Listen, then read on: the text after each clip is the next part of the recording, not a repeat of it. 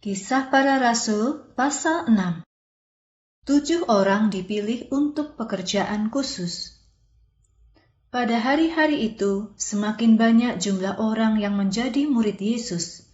Maka mulailah muncul keluhan dari orang-orang Yahudi yang berbahasa Yunani kepada orang-orang Yahudi yang berbahasa Ibrani.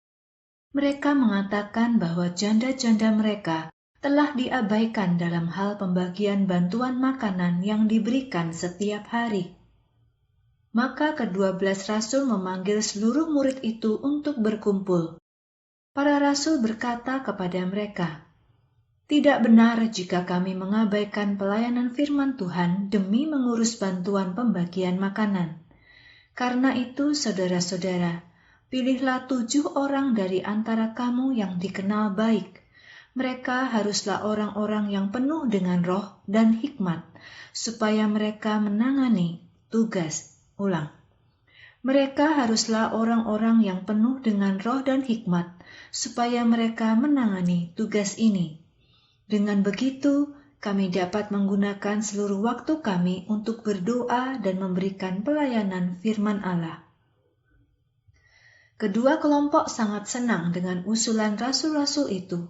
Lalu mereka memilih 7 orang laki-laki, yaitu Stefanus yang adalah seorang laki-laki yang memiliki iman yang besar dan penuh dengan Roh Kudus. Lalu Filipus, Prokorus, Nikanor, Timon, Parmenas, dan Nikolaus dari kota Antiokhia, bekas penganut agama Yahudi. Mereka membawa ke-7 orang itu ke hadapan para rasul dan mereka berdoa serta menumpangkan tangan atas 7 orang tersebut. Firman Allah makin tersebar dan jumlah murid-murid di kota Yerusalem bertambah dengan sangat cepat. Bahkan sekelompok besar imam Yahudi juga menaruh percaya pada Yesus. Beberapa orang Yahudi melawan Stefanus. Stefanus menerima karunia dan kuasa yang besar dari Allah. Ia melakukan tanda-tanda ajaib dan mujizat di antara orang banyak. Tetapi orang-orang Yahudi yang berasal dari rumah ibadat yang disebut Rumah Ibadah Orang-orang Merdeka, dan dari wilayah Kirene, dari kota Alexandria, dari wilayah Kilikia dan Asia, datang untuk berdebat dengan Stefanus. Tetapi Roh menolong Stefanus untuk berbicara dengan penuh hikmat, sehingga orang-orang itu tidak dapat melawan dia.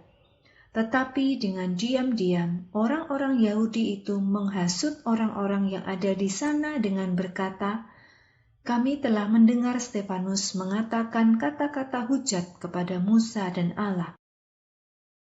Dengan cara itu, kelompok orang Yahudi ini menghasut banyak orang, termasuk tua-tua Yahudi dan guru-guru Taurat.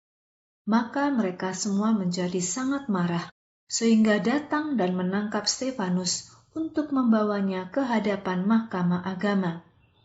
Orang-orang Yahudi membawa saksi-saksi palsu untuk berkata, "Orang ini terus-menerus mengatakan hal-hal yang menghina tempat kudus ini dan hukum Taurat.